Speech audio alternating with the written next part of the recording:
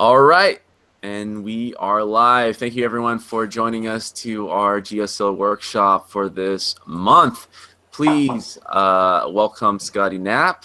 Hi everybody, how's it going? Scotty Knapp is a lighting artist. We work together and he's awesome. And he's gonna go over and teach you a little thing or two about lighting. But before we do that, remember any questions that you guys have, please post in our members channel. Scotty has access to that, and I will be moderating throughout. But this is the Scotty show, so I'll only pepper in once in a while. But let's go ahead and get started, man. Scotty, how's it going, everybody? Yeah, give us a little background, show us what's up. Sure. Yeah, I guess the best thing to do is just kind of give you background on my experience. I've worked in a bunch of different industries. I started off working at a motion graphics firm doing title sequences for various films. That was like my first internship through school. I've always been interested in lighting. So that's something that I try to focus on for all my portfolio work and all that stuff as I kind of was going through school. The first place I worked at was a studio called Davis Studios.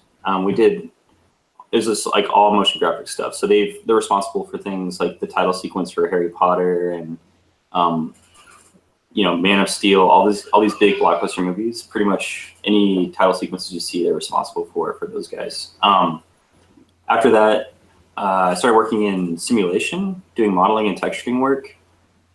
So I got a lot of foundational skills on like form and kind of the entire pipeline of what it takes to take things from start to finish. And I think that's important for students to have a foundation at least so they can communicate with other departments. As a lighting artist, you got to be able to talk to a bunch of different people. So that's something that I try to focus on as well, is getting my modeling and texturing skills up so I can kind of speak the language to other artists. So after my simulation job, I got picked up at EA, where I started working as a lighting artist on Madden. After that wrapped up, I moved out west.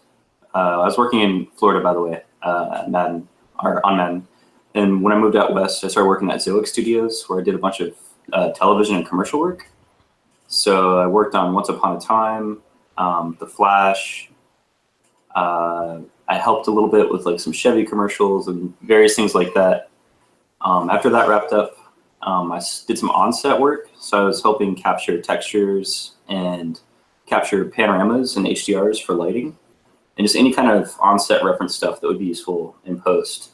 And after our commercial wrapped up, I got to go back and actually work on the post side as well. So I got to work on a Ford Super Bowl commercial, which was really cool.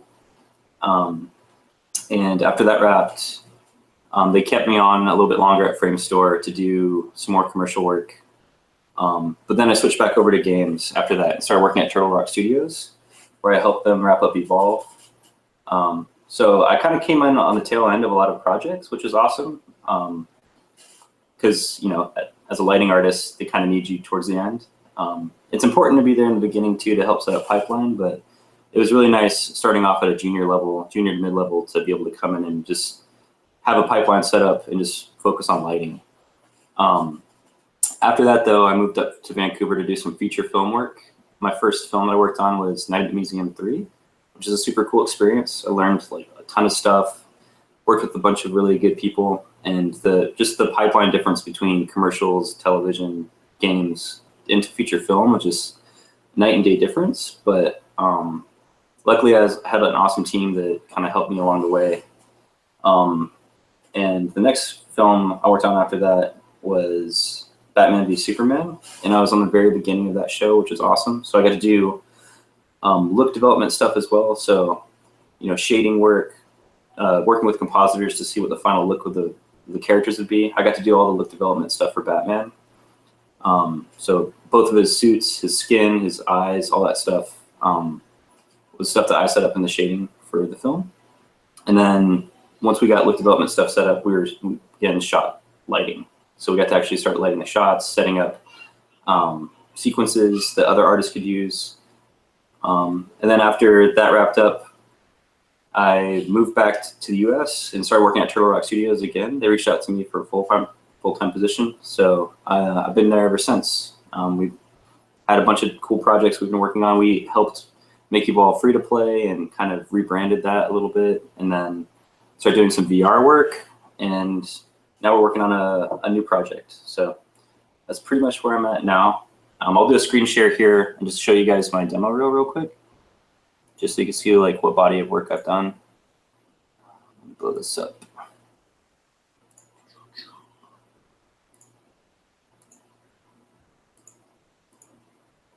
Okay.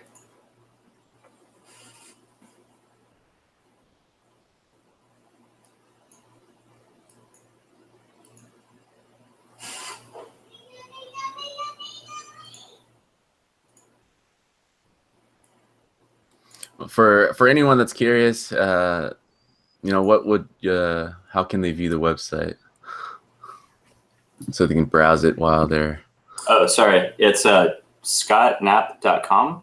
SCOTTKNAPP.com. I posted on the Discord for anyone that's curious. You guys should go ahead and browse it around.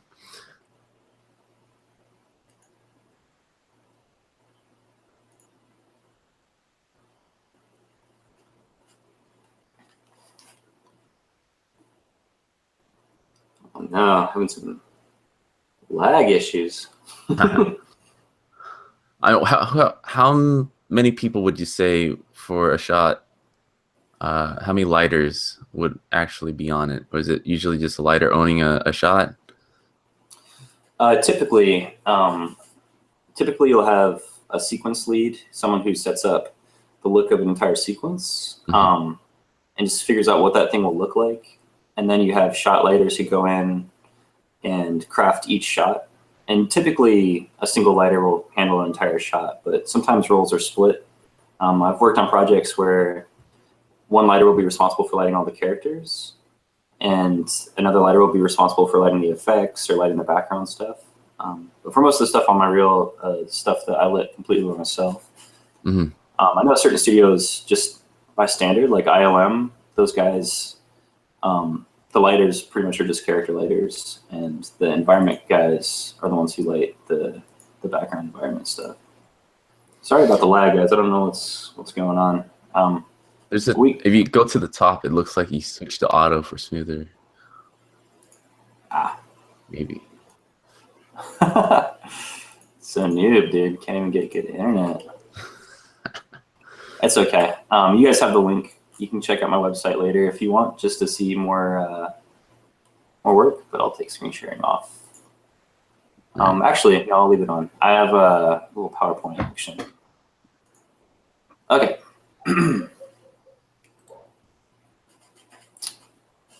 So I'll just start and run through this really quick, and then I want most of the time to be left for Q&A, so you guys can ask any questions that you're curious about. Insight from different industries and stuff. So just fire away whenever we're done. So why is lighting important? Lighting is important so you can do stuff like this. Hold up. Your screen share is not on. Oh, okay. We're just seeing your face. See my face, huh? Man. All right, hold on. It's going smoothly so far, dude. No worries. There we go. Okay. Okay, so here's a little shot from the Jungle Book. I don't know if you guys have seen this movie or not, but pretty much the entire movie is CG. It's an incredible technical achievement. Lighting as well, just the sheer amount of stuff on screen that needs to be lit, and the density in this forest is just insane. You're able to take this little guy who's floating in a pool in LA and make him look like he's in a jungle in India. It's nuts. Stuff has really come a far way in this industry. So just basic lighting knowledge. Light is just, wavelengths that travel through space. They can be reflected, refracted, or diffracted. So light that bounces off surface, it's being diffused and your eye is perceiving what's happening from just pretty much just wavelengths and how they're absorbed. or deflected. For color, all the colors that you see, it's basic stuff that you've learned, in art school and stuff. The color you see is actually the color that's being reflected. All other colors are being absorbed by a surface. But again, it's all wavelength stuff. And you can get really deep into color theory and the science of it. But more of what I want to talk about is the art side of things. So we'll just brush through this technical stuff. PDR is kind of a big buzzword in games now. It's something that in film, it's kind of been, stuff that we've been able to do in film since the beginning of VFX pretty much, because, it's pre-rendered. But now game engines are sophisticated enough to be able to, fake reflections in real time and fake subsurface scattering and these really complex things that normally would have to be pre-rendered. So basic PDR stuff for spec gloss, the glossier the subject or the object is, the more reflective and smooth it is. Let's see. Okay, yeah. So here's a slide just showing off good lighting versus bad lighting, right? Like, the reason lighters are important is you got to be able to shape and showcase a subject. In this case, this geyser that's going off. On the right, it's completely just blending in with the background, not being pulled at all. On the left, you can see, it's being rim lit by the sun. You can see detail on the sky, detail in the foreground.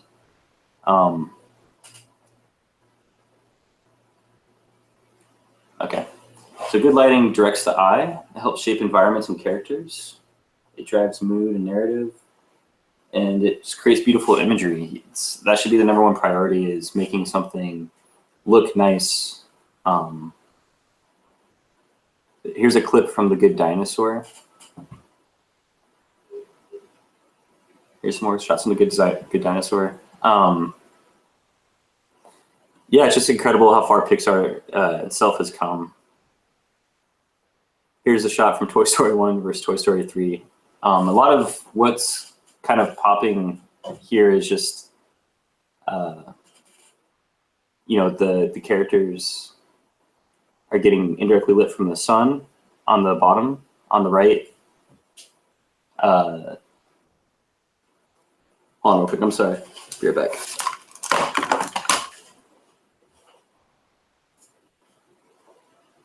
So everyone, while he is tending to the family, if you guys have any questions, please go ahead and post it in. Remember, he does have access to see them. At the same time, I will ask him. So a lot of the advantages of having a person like Scotty is that he worked in both industries, and what's useful for that is that you're able to move in and out. And typically, it is a lot harder, I would believe, Scotty, if a lighting artist moves from games to movies versus movies to games, or is it about the same based on the technicality of how complicated game engines can be? Oh, sorry. Yeah, I just came back. My kids were like making a bunch of noise. I got super distracted. No worries, no worries. Sorry about that. What was that question? So, if I was a lighting artist, right?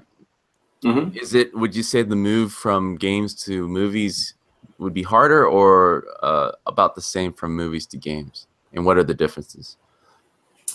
So moving from games to film, I think brings a lot of advantages. I was able to, carry over properties of like efficiency and like what's the biggest bang for your buck you can get. In games, every light counts, right? Like you got to be very careful about what you're placing stuff for performance. So like just carrying that over into film, so you're not just placing lights all over the place. They all need to have a purpose, and they all need to help drive what you're trying to show off. Let me show you guys watched about Emmanuel Lubezki. He's one of my favorite cinematographers. So here's just some shots from some of his films. So this is all practical stuff. These are on-set guys and how they're showing off their characters and their stuff. Something very important that he always does is show drama in characters' faces. He's always trying to pull them from the backgrounds. It's something that I think in games we could help do more. You're starting to see that from studios like Naughty Dog and stuff. They're really character-centric in those games and story-centric. And that should be the lighter's job, is help drive story, create mood. So these are really incredible shots.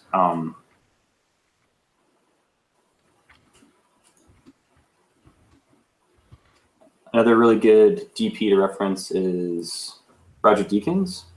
Here's some of his techniques. He'll do things like light a character bright on one side, but then have the background on that same side be darker. And then the opposite side will be brighter. That way he's able to, here, let me go back to that screenshot, sorry. So if you study this image here, he's pulling her up from the background by making her top right darker or brighter, like the key is on the bottom left. And on the top left, he's making that same spot darker so that that side of her face is popping. And that's like not an accident. That's how he's lighting it on set. So like that back right wall, he's lighting that brighter to contrast the dark shadowed area on her. These are kind of things to think about, like when you're lighting your scenes, like how can I pop my characters? How can I pull them off the background? Here's another cool example, same thing. The back right wall is much darker than the back left. So he's illuminating that back left, and you can see there's a cast shadow coming from those curtains. He's popping Leo's dark side by making it more contrasty on that. And then the key side is being contrasted by that really dark wall. So it's just a cool technique that Roger Deakins uses a lot. So would you say the, of course, we're more moving towards the digital aspect of lighting. So would you say the practical lighters have transitioned well into the digital age? Or is it one of those things like some does it just practical, some does a mix, some completely converted with the times? Is it a pretty good balance nowadays? I think, well, so those are kind of two separate things. Like the on-set guys, they have pretty much stayed on set. It's learning from those guys in CG and trying to mimic what they're doing on set, and kind of learning from why they're making certain choices is really important. Why did you add a rim light to this character? Like, what is that doing? What purpose is that serving? So learning that kind of stuff from those guys, because they're masters at it. They've been doing it since the inception of film, right? So in games, we tend to, you'll see a lot of early portfolios where it's just like, oh, let me make crazy depth of field and just blast the bloom and like really post-process this. And it's not really serving a purpose in a lot of times. It's just they want to play with all the knobs and gadgets. Mm-hmm. So when you're lighting something, it's got to be for a purpose. Like, what kind of mood are you trying to evoke? Like what's happening, especially for games, like what's happening right now in the story and in the game? Are you trying to lead the character to a certain place? All that kind of stuff. So I see. Cool, man. So I have a few questions from the students here, and I'll scroll up. So one of the questions is what were the main reason for going to lighting? What intrigued you about it? And do you have a specific pipeline you usually follow for games or films? Or does that change a lot depending on the project? So a couple of questions. Yeah. So like I said, I started off doing like modeling and texturing work, but what always intrigued me was like the polish of that and like how I was going to present it and showcase it. So my love for lighting kind of came from that, like seeing what's the best way to show off something that I created. And then it just kind of turned into, I just only want to do that. Like I love this like finishing stage where I'm helping, create drama and mood. Trying to take this flat shaded object to make it look, real, or, if it's a stylized thing, trying to really make that serve whatever purpose it's trying to serve with that style. And then as far as pipeline stuff for games, typically I'll just dig and dig and dig for research and figure out what kind of place, we're at. Talk to the environment artists and the art directors, see, what kind of place they're wanting to be and what kind of mood and tone this particular mission or map will have. And then once I get enough reference, I'll create like a kind of a color key chart and just really try to harmonize the scene before I even get into the engine. So like I'll just have like a Photoshop file of a bunch of different imagery that is something that is similar that I want to create. And then once I'm in the engine, usually start with the sun and sky. So try to get whatever sky will help, because that's usually your main light source is the sun and sky, if it's an outdoor scene, obviously. So making sure that stuff is stellar in the first place. So set up a dome light with the sky, set up my sun. In games now, we're able to use high dynamic range, which is awesome, HDR.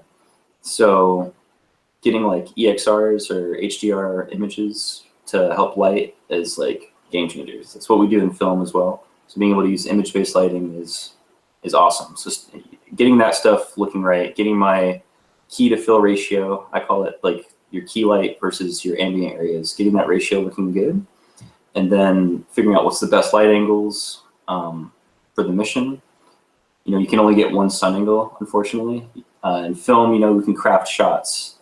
You'll see in something like Lord of the Rings where, Frodo's running away from the bad dudes and he's being backlit, and then you'll do a 180 and they're still being backlit. They're showing off characters in a way where in games we don't really get that luxury. You have your map and you need to light it so that you can move around and see at every angle at any time.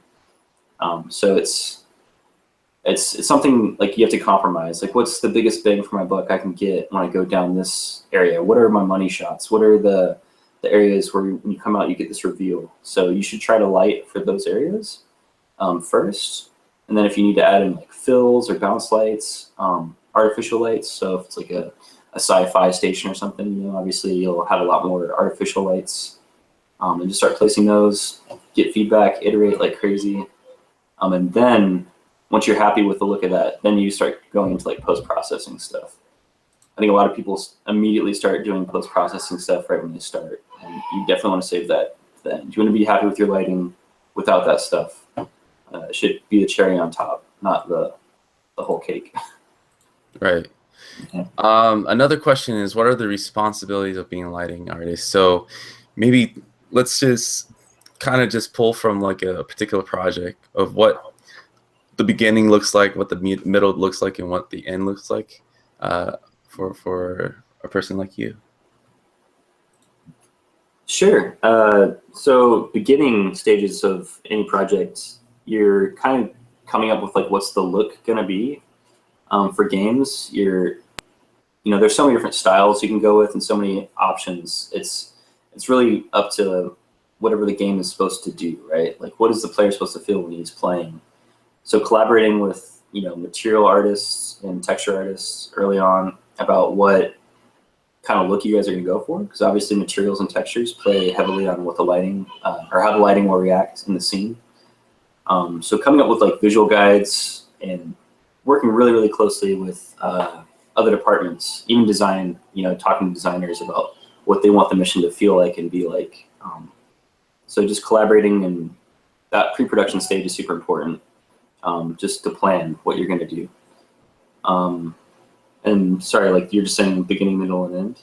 Yeah, just like, let's say Batman, right? So you get handed a shot or handed a project, and then you were mentioning there's usually a shot lead that like kind of lays everything out, but your responsibility from then on is typically, what is the length per project that you would be on it, and then what are the responsibilities usually from beginning to end, just briefly? I see. Yeah. So for Batman in particular, like a shot lighter would usually get about 3-4 weeks, something like that, to finalize a shot. I mean, things are being iterated on simultaneously, so you might start lighting a shot, but the animation is not finished or the effects aren't done, but you still need to get started. And once all that stuff rolls in, you got to be ready to, throw in your lights and make any changes you need and kick it out. So you're constantly iterating. You're in daily sessions with your VFX and CG supervisors. You're getting notes on your shots. Some of the responsibility that I had on it, I set up some sequences, so I had to go in and get HDRs they captured on set, stitch them myself, figure out what kind of colors we wanted for all of our light sources, and set up scripts that artists could, bring over into their own scenes and use those as a starting point, so that we all had unified, sun or moon color, similar, cards for fire and flames, all that kind of stuff. That way everything's unified. So consistency is super important, making sure you're communicating with all your guys and making sure that you guys are using similar lights, all that kind of stuff. Something that we do in film that hopefully we'll start doing in games is using images of lights as our lights. So you might go out and capture an HDR of just like a softbox or, a light source they had on set. That way you're using pretty much the exact same light they had on set in CG. It helps, there's a lot of complexities that you get that way. You get, the tiny core of the light, and then like how it falls off and softens and diffuses. You get all those complexities in the texture when you light that way.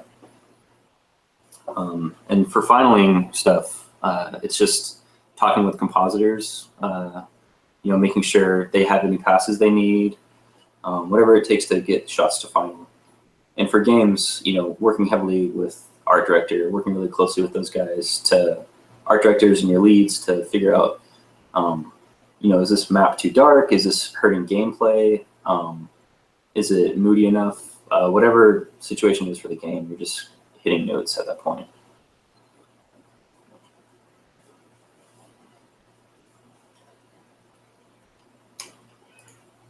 Did you guys have any more questions? Sorry. So there's a few questions on software use for both film and games. Mm-hmm. Can you point the ones that stick out for both industry that as a lighter you should be aware of or have some knowledge on if you're thinking of working in them? Sure. I think first and foremost, lighters should definitely get into photography. It's super important, to understand how. I mean, that's pretty much what you're doing as a lighter is faking what's happening and how it's perceived by a camera. So it's really important to understand all those things that are going on. So Photoshop, obviously, Lightroom, all those photo editing softwares are still relevant. You're still gonna, how can you take an image and make it look like a really nice photo that you shot, and how would you light it to accentuate something that you want, in CG.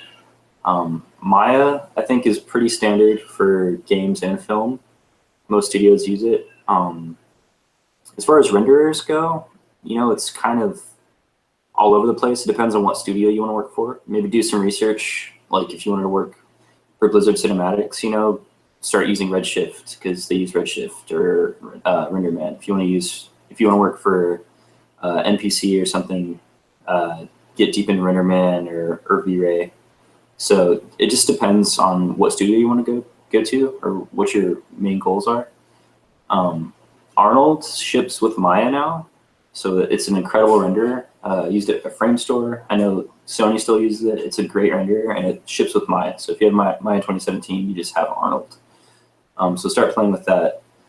And honestly, even if you want to be a game artist, it's important to figure out how guys do it pre-rendered.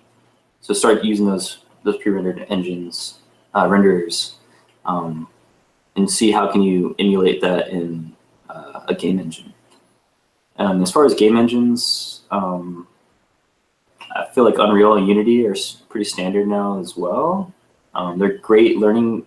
You might have proprietary tools that you're not access to until you work at a studio. So a lot of cases you're learning on the fly. But if you have experience in something like Unreal or Unity, a lot of that knowledge carries over. Some of the terminology might be different, but like all the theory and stuff is pretty much the same. At MPC, we used Katana as well, which is by the Foundry. They're the guys who make Nuke and Moto. But Katana was a really cool lighting package. It's all node-based, similar to Houdini in some ways. But yeah. So this is more towards material artists, but I'm sure you interact with those guys. The question is, do movie guys usually use Substance Quixel? And I think it's kind of known that they use Mari a lot more, but if you can comment on that. Yeah, when I was working in film, we exclusively used Mari for all texturing stuff. There's a little bit of ZBrush as well that some artists would use, but for the most part, it's like all Mari. Even Photoshop, don't use it too much anymore. I use Nuke a bit to do like color work and stuff. Like if I needed to do a one-off texture for like a light or something like that, I would just do it in Nuke. But yeah, pretty much everybody uses Mari. I think some people are starting to investigate. They're seeing the power in Substance and the speed, being able to paint and just, some studios are writing shaders to see like, get the exact look it is in Substance that it is in your renderer, in your engine. But I think for the most part, it's all Mari. And another question is, so what do you see a beginner, a typical mistake they make in lighting, as well as mistakes you see from texture material artists that have an impact on your work as a lighting artist? Being disorganized is a really big one. A lot of times you have to pass shots around. There was times where I was working on a project and another project needed my help, so I had to get pulled off momentarily, but those shots that I was working on still needed to get done. So being able to pass those off to other lighters to keep iterating and getting notes on is really important. So, naming stuff properly, not being chaotic in your placement and stuff. Like sometimes I jump into scenes and like, dude, why do you have so many lights in this one area? You could accomplish this with like 2 or 3. So like I said before, like just making sure every light counts. Like really don't create another light until you're happy with what that one light that you just made is doing, right? So be happy with each placement and then, start adding stuff.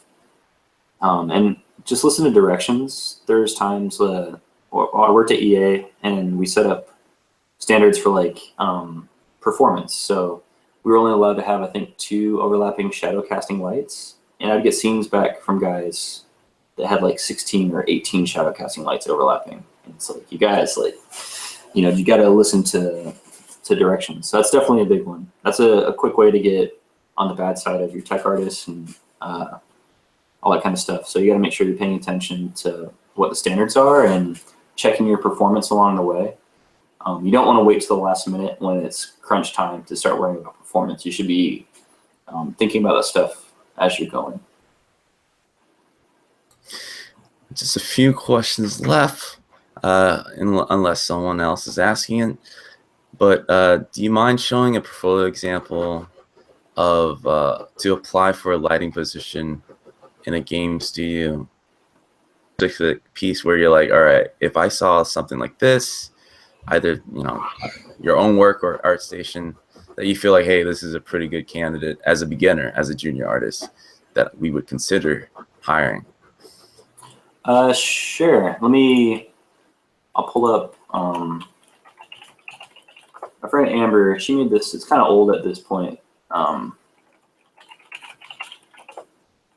but she made this when she was still at Full Sail, I believe. So this is her student work, and this is, I think, from 2009 or 10, so it's pretty old at this point. But still, if I were to see something like this as a junior piece, I'd be pretty impressed.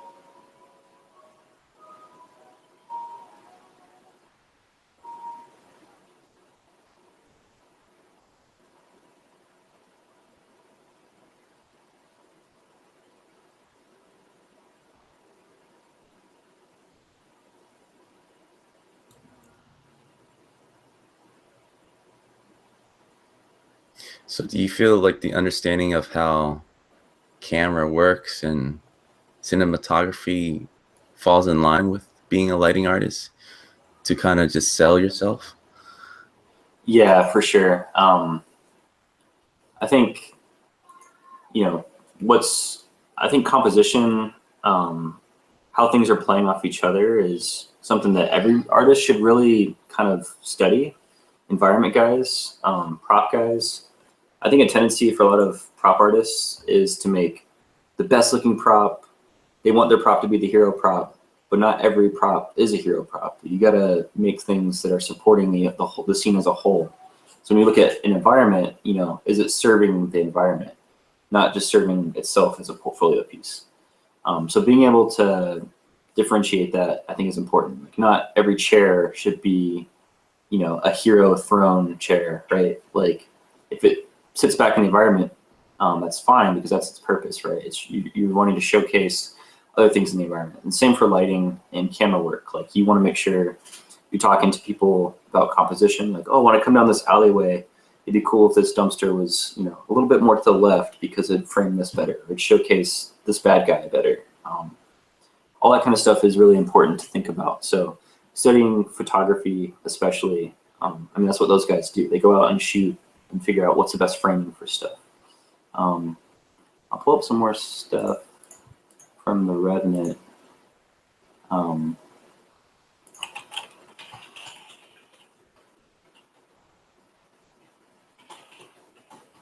This guy, Emmanuel, is incredible. For the Revenant, he did pretty much all natural lighting, actually. I don't think he brought any artificial lights on set. Let me screen share this real quick.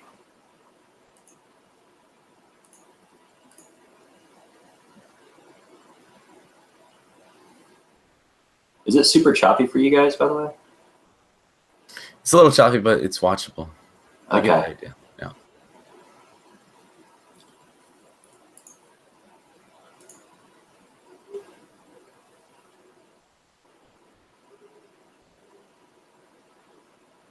Yeah, constantly thinking, like, with shots like these, let me pull forward a little bit. Let me find one really stands out. So something like this, I mean, your eye immediately goes to where it should, right? Like, you're instantly looking at Leonardo DiCaprio by his little fire he's made. So, you know, choosing a time of day in a spot where you have that contrast with really cool colors and contrasting that with really warm fire, right? All that was intentional on when he shot this, like the angle he shot it. You have all these converging lines pointing up to the subject. You have, you know, the tree line and where the river's going, all that stuff is pulling you to the right. Then you have these dead trees and stuff next to him that are pointing down. It's almost like an arrow pointing to him, on top of having, you know, the fire there. So framing stuff in an interesting way, and then also, you know, playing with color. This whole movie is just gorgeous. If you guys haven't seen The Revenant, you should definitely check it out. But yeah, just researching these guys, looking at what directors of photography have done on set, and how can I make games look as good as films. And that doesn't necessarily mean photorealistic, right? Like, I think some of the most beautiful looking stuff are things that are stylized. Let me cruise down on my slide here. So stuff like this, right? Like, you have games like Overwatch, Ori and the Blind Forest. Like, these games are just beautiful, and they're doing it through playing on colors. And in Overwatch, you know, they're really accentuating bounce light. There's a bunch of pink light coming from these leaves that is definitely exaggerated. Like, it wouldn't necessarily look like that in real life. But they push that because they are wanting you to, you know, feel a certain way when you walk through this area. Or something like this, you know, it's a lot more grounded and realistic. You have, you know, Naughty Dog, Ubisoft, these guys are just masters for lighting especially. Like The Last of Us is incredible. This was like a PS3 game, and they figured out, right, what are our limitations? How can we get the best looking stuff? What are we going to pour our love into? And they base their tech around that, like baking the light maps and how much can we get out of each surface in terms of lighting. So really directing the story through light. These guys are just masters at it. Yeah, you have any other questions? Yeah, so a couple more. This is something we actually dealt with recently. So what's the difference between SRGB and linear? Oh, okay. So SRGB is a color space. It's a color gamut space. It came from old CRT monitors. It's kind of technical. So like old CRT monitors couldn't display images properly, like our monitors today can. So they had to do a gamma correction. They had to do like this curve to offset the way that the monitor was seeing it. So there's this curve that they created to make it so you could see your image as it should be. And today's monitors, I mean, they just adapted that as a standard. So now that we're trying to do linear stuff, we're trying to do things where you don't have this curve you're fighting against. You have a linear curve, not like an exponential or whatever. You have to do like a inverse of whatever that gamma correction was for sRGB. You have to do the inverse of that in order for you to get a straight linear line, right? You're counteracting the correction that your monitor does, because it's assuming that you're using like an 8-bit image from like the internet or something for textures, because that's how games were made back in the day before PBR. Now that we're doing linear workflow with high dynamic range and all that kind of stuff, we're starting to use linear stuff. That way it's predictable results. It's more of how light behaves in real life, instead of this weird gamma corrected fake that we're doing for old monitors, essentially. I'll also, like, at the end of this, I'll get some links for you guys for more technical stuff that goes into that and showing like how to correct it for Maya and all that kind of stuff. That way, you guys get the best looking images you guys can. Sounds awesome. So I believe this will be the last question of the day. So it's a good one. It's relevant to the students. Regarding portfolio, if you're applying for a job, is it better to have one awesome piece or multiple good pieces? I would say one awesome piece for sure. Like, you want to stand out. Like, recruiters just fly through portfolios. Like, they, if they don't see something that stands out immediately to stop them, they're just going to keep going. I mean, similar to ArtStation. Like, if you guys are cruising through ArtStation, there's a lot of good stuff on there, but there's certain things that pop out to you, right? And I think gearing your portfolio piece towards a studio that has a certain aesthetic that you want to work with is really important. So if you want to work somewhere like Naughty Dog, try to figure out, what do their lighters do in the scene? How could I replicate that? I need to create a scene that's similar to that. Same with, like, if you wanted to work at somewhere like Blizzard, where it's a lot more stylized, like, how could I make my map look like an Overwatch map? Like, what do these guys do? What's their key to fill ratio? What are they doing to make their characters pop? All that kind of stuff. So definitely gear yourself towards a certain studio that you want to apply for, and just like kill it. Just show off that portfolio piece the best way you can. If you have multiple ones that are really, really good that you consider professional quality, then sure, show them. But if you have a bunch of mediocre stuff, either try to bring one mediocre thing to professional quality, or just create a new piece. All right. Well, guys, hopefully that was educational. I was intrigued, at least. So Scotty, thank you again for spending the time with us. And for all you guys listening, all you guys watching, Scotty has access to our Discord. So maybe once in a while, if you want to at him or ask questions, he'll find some time to talk to you guys. It's really, yeah. So also, if you guys ever want like private tutoring, Scotty is around. So we'll talk about that later. But Scott, thanks a lot. And any links, I'll go ahead and just forward it for you, or you just drop it in the members channel, and these guys can click on it. But I can package it through an email in case they ever want to see it. So, all right. All right, that sounds great. Thanks, guys. Laters.